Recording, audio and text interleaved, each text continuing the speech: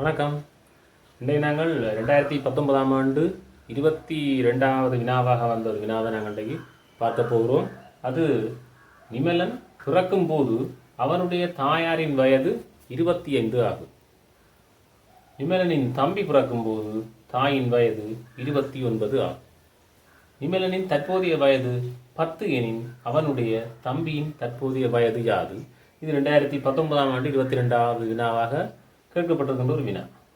இதனை பல வழிகளிலே நாங்கள் செய்யக்கூடிய மாதிரி இருந்தாலும் நாங்கள் உங்களுடைய நேரத்தை மீதப்படுத்த வேண்டும். அதே போன்று சரியானபடியாகவும் பெற்றுக்கொள்ள வேண்டும், வேகமாக பெற்றுக்கொள்ள வேண்டும் என்ற அடிப்படையிலே நாங்கள் ஒரு முறைக்குள் செல்லலாம். முதலாவதாக நாங்கள் தரவெடுத்துக் கொள்ள வேண்டும்.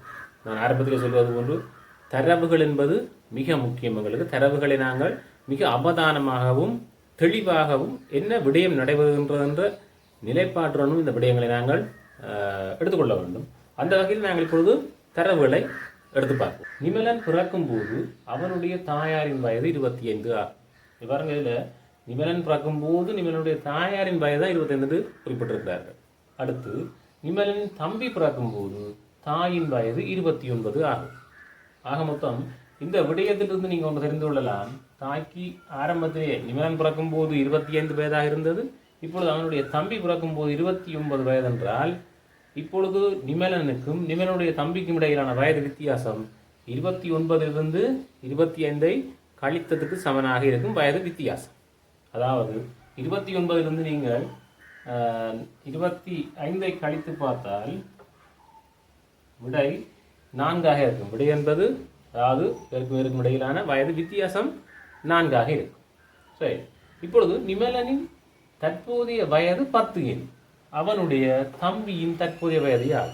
நாங்கள் என்ன கேள்வி கேட்டிருக்கிறார்கள், யாரை வைத்து கேட்டிருக்கிறார்கள்? அதாவது நிமலனின் தற்போதைய வயது 10. நிமலனுக்கு இப்போ 10 வயது என்றால் நாங்கள் ஏற்கனவே கண்டு வைத்திருக்கிறோம். நிமலனுக்கும் தம்பிக்கும் இடையில வயது வித்தியாசம் எவ்வளவு வரும்? 4. அப்போ இந்த 4 வயது வித்தியாசம் வரணும் என்றால் இவருடைய தம்பி என்ற வகையில் நாங்கள் 4 என்ன செய்ய வேண்டும்?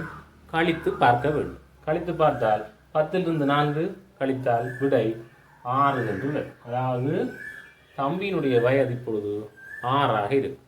நன்றாக கவனியுங்கள். இந்த முதலாவது விடைகளை நீங்கள் கவனித்து போட வேண்டும். ஏனைய விடைகளை விட இந்த முதலாவது விடைகள் வருகின்ற போது நீங்கள் 1க்கு 2 தரம் சிந்திக்க வேண்டும் கட்டாயமாக. ஏனெனில் நீங்கள் செய்து வருகின்ற தவறான விடை இங்கே முதலாவது விடையாக தரப்படும். இங்கே பாருங்கள், நான் இந்த 29 25 வித்தியாசம் கண்டுகொண்டேன். அதாவது நிமலனுக்கும் நிமலனுடைய தம்பியும் எவ்வளவு வயது வித்தியாசத்திலே பிறந்திருக்கிறார்கள் என்ற இடைவெளியை காண்பதற்காக நான் பெற்ற விடையை நான் மாறி யோசித்து கொண்டால் முதலாவது விடையாக அது வரக்கூடும். ஆகையால் இவ்வாறான இடங்களிலே முதலாவது விடை நீங்கள் போடப்படுகின்ற சந்தர்ப்பங்களிலே கொஞ்சம் அவதானித்து போட்டுக்கொள்ளுங்கள். ஆகையால் இது ஈஸியான அல்ல ஒரு சுருக்கமான ஒரு முறையாக இருக்கிறது. நீங்கள் தாயாரினுடைய வயதை 25 காண்கிறீர்கள் நிமலன் பிறக்கும் போது. பிறகு அவருடைய தம்பி பிறக்கும் போது 29 என்று காண்கிறீர்கள். இந்த ரெண்டுக்கும் இடையிலான வித்தியாசம் 4. அந்த 4 தான் நிமலனுக்கும் நிமலனுடைய தம்பிக்கும் இடையிலான வயது வித்தியாசம். ஆகையால் நீங்கள் அந்த வயதினை என்ன செய்கிறீர்கள்? தற்போதைய நிமலனுடைய வயதிலிருந்து கழித்து விடுகிறீர்கள். அதாவது 10 கழித்து விட்டால் 4 உங்களுக்கு விடை 6 என்று விடை. ஓகே. இப்போ நாங்கள் இன்னொரு வினாவை பார்ப்போம். 2019ஆம் ஆண்டு 28வது வினாவாக கேட்கப்பட்டிருக்கின்ற உரு பியில் உள்ள வடிவத்தின் எத்தனை வெவ்வேறு அமைப்புகள் உரு ஏயில் அமைந்துள்ளன? உரு பியில் உள்ள வடிவத்தின் எத்தனை வெவ்வேறு அமைப்புகள் உரு ஏயில் அமைந்துள்ளன? அதான் இந்த கேள்வி. உதாரணமாக நீங்கள் இதிலே 2-3 விதங்களான வினாக்கள் வருவதுண்டு. இதிலே கேட்கப்பட்டிருப்பது வெவ்வேறு அமைவுகள். இந்த விடயங்களை இங்கே கவனத்தில் கொள்ள வேண்டும்.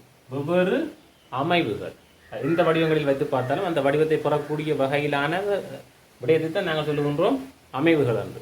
அதாவது இந்த பி என்ற உருவத்தை எந்தெந்த வடிவங்களில் இந்த ஏ என்ற உருவத்திலே வைத்து வெவ்வேறு அமைவுகளில் வைத்து எத்தனை உருவங்களை இதிலிருந்து எடுக்க முடியும் என்றுதான் இந்த கேள்வி கேட்டிருக்கு. ஆனால் இதே வினாவினை எத்தனை இவ்வாறான துண்டுகளை வெட்டலாம் என்றால் அதுக்கு விட 2ஆகத்தான் இருக்கு. அதன் பிறகு ஏனென்றால் வெட்டுகின்ற செயற்பாட்டின் போது அது 2 ஆகிவிடும். அதன் பிறகு நாங்கள் அதில் ஒரு உருவத்தையும் செய்ய முடியாது. ஆனால் இதில் கேட்டிருக்கின்ற வினா வெவ்வேறு அமைவு. இந்த விடயங்களை தெளிவாக அவதானியுங்கள். வெவ்வேறு அமைவுகள், இந்த அமைவுகள் என்று கேள்வி கேட்கப்பட்டிருப்பதால் நாங்கள் இந்த அமைவு இவ்வாறான அமைவுகள் எத்தனை இருக்கும் என்று நாங்கள் இதில் பார்ப்போம். பாருங்கள், இதில் முதலாவது அமைவு இப்படி வந்து இந்த உருவம் நேரடியாக அதில் தரப்பட்ட உருவமாக இருக்கிறது. பிறகு இந்த உருவத்தை நாங்கள் சரித்து பார்க்கலாம். இந்த உருவத்தில் இருக்கு திருப்பி இப்படி வருது.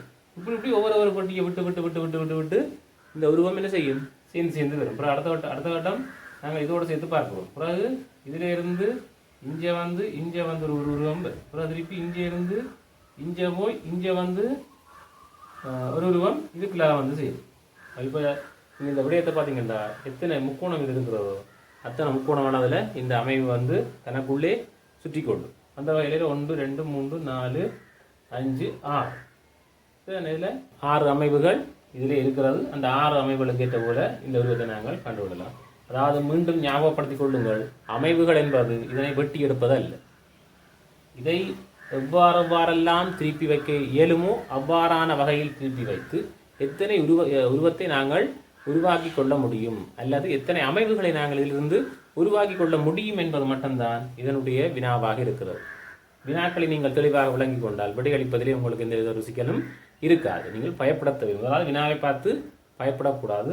அதில் உள்ள தரவுகளை எடுக்க வேண்டும். என்ன கேள்வியை கேட்டுக்கிறார்கள், என்ன கேள்வியை இறுதியிலே கேட்டுக்கிறார்கள், அதற்குரிய விடையை மட்டும் நீங்கள் இதிலே அவதானித்துக் கொள்ள வேண்டும்.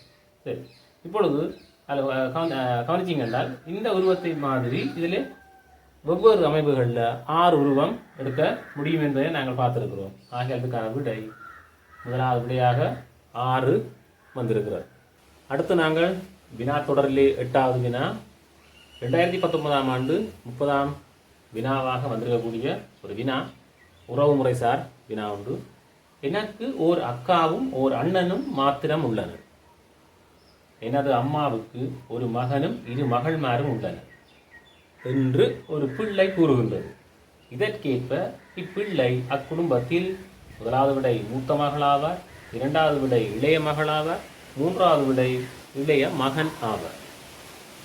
இதிலே எந்த ஒரு கேள்வியிலும் நாங்கள் எடுக்கின்ற தரவு தான் எங்களை இலக்குவாக அந்த விடையை கொண்டு சேர்க்கப் போகிறது. நாங்கள் எடுக்கின்ற தரவு தான் தெளிவான விடையை எங்களுக்கு பெற்றுத்தரப்போகிறது. இதே பாருங்கள், ஒரு பிள்ளையினுடைய கூற்றாகத்தான் இது இருக்கிறது. அது ஆணோ பொண்ணு ஒன்று உங்களுக்கு ஆரம்பத்தில் தெரியாது. ஆனால் அது ஒரு பிள்ளையினுடைய கூற்றாக இருக்கிறது. எனக்கு ஓர் அக்காவும் ஓர் அண்ணனும் மாத்திரம் உள்ளனர். எனது அம்மாவுக்கு ஒரு மகனும் 2 மகள்மாரும் உள்ளனர். இப்பொழுது இந்த வசனத்திலே உள்ள விடையை பாருங்கள். எனது அம்மாவுக்கு ஒரு மகனும் 2 மகள்மாரும். அவ்வாறெனில் ஒரு ஆணும், ஆணில் ஒரு ஆணும் பெண்ணில் 2 பெண்ணும் உள்ளனர். அதாவது எனது அம்மாவுக்கு ஒரு மகனும் 2 மகள்மாரும் உள்ளனர் என்று ஒரு பிள்ளை கூறுகின்றது. இதற்கேற்ப இப்பிள்ளை அக்குடும்பத்தில் நடுகின்றது. பாருங்க, எனக்கு ஓர் அக்காவும் ஓர் அண்ணன். இதிலே பாருங்கள், ஒரு பெண் இருக்கிறது, பெண் ஒன்று இருக்கிறது, அதே போன்று ஆண் ஒன்று இருக்கிறது. இப்பொழுது இந்த விடையை பாருங்கள், ஆணிலே ஒன்று இருக்கிறது, அந்த ஆண் இங்கே இருக்கிறது, பெண்ணிலே 2 இருக்கிறது, ஆனால் இங்கே பெண் ஒன்று இருக்கிறது. இப்பொழுது பாருங்கள், இந்த கதையை யார் சொல்லியிருப்பாருங்க? எனக்கு ஓர் அக்காவும் என்றால் இந்த 2 பெண் பிள்ளைகளிலே இளையவர் தான் இந்த கதையை சொல்லியிருப்பார். எனக்கு ஓர் அக்காவும் ஓர் அண்ணனும் இருக்கிறார். பாருங்கள், இலகுவாக இந்த விடயத்தை நாங்கள் புரிந்து கொள்ளலாம். அதாவது இந்த பிள்ளை வந்து ஒரு பெண் பிள்ளை, அதே நேரம் இளைய மகளாக இவர் இருப்பார். ஏனெனில் அப்போதுதான் அவர் சொல்ல முடியும், எவ்வாறு எனக்கு ஒரு அக்காவும் எனக்கு ஓர் அண்ணனும் இருக்கிறார்கள் என்று சொல்ல முடியும். அதே நேரத்தில் எனது அம்மாவுக்கு ஒரு மகனும் 2 மகள்மாரும் உள்ளனர் என்ற விடயத்தையும் சொல்லக்கூடிய மாதிரி இருக்கு. ஆகையால் இவ்வாறான விடயங்களை, இவ்வாறான தெளிவுபடுத்தல்கள் அல்லது தரவு சேகரிப்பதூடாக இலகுவாக புரிந்து கொள்வதற்கு பயிற்சி எடுங்கள். தொடரான பயிற்சி உங்களை கட்டாயமாக வெற்றியை நோக்கி உங்களை அழைத்து செல்லும் என்பதிலே எவ்வித சந்தேகமும் இல்லை. நன்றாக படியுங்கள், பயப்படாதீர்கள். தயவு செய்து இந்த வினாத்தாள்களை கண்டவுடன் பயப்படுகின்ற பழக்கங்களை தயவு செய்து நிறுத்திக் கொள்ளுங்கள். உங்களுக்கு இலகுவான வினாக்களை தேர்ந்தெடுத்து செய்து கொண்டு போங்கள். முதல்ல ஆரம்பத்தில் செய்கின்ற போது பின்பு மீண்டும் வந்து எந்த இடத்துலையும் உங்களுக்கு சிறு சிக்கலாக இருந்து அந்த இடங்களை வந்து நீங்கள் மீண்டும் செய்து பார்த்து அதனுடைய சரியான விடையினை கண்டுபிடித்து நீங்கள் இந்த விடயங்களை தெளிவாக கற்றுக்கொள்ள வேண்டும். அதே போன்று வினாத்தாள்களுக்கும் தெளிவான விடைகளை அளிக்க நாங்கள் பழகிக்கொள்ள வேண்டும். எழுமாற்று விடைகளை எல்லாம் நாங்கள் நம்பியிருக்க கூடாது. நாங்களே சொந்தமாக முயற்சி செய்து சொந்தமாகவே இந்த விடயங்களை நாங்கள் ஆய்ந்தறிந்து விடைகளை போட்டுக்கொள்ள நாங்கள் பழக வேண்டும். மீண்டும் சந்திப்போம்.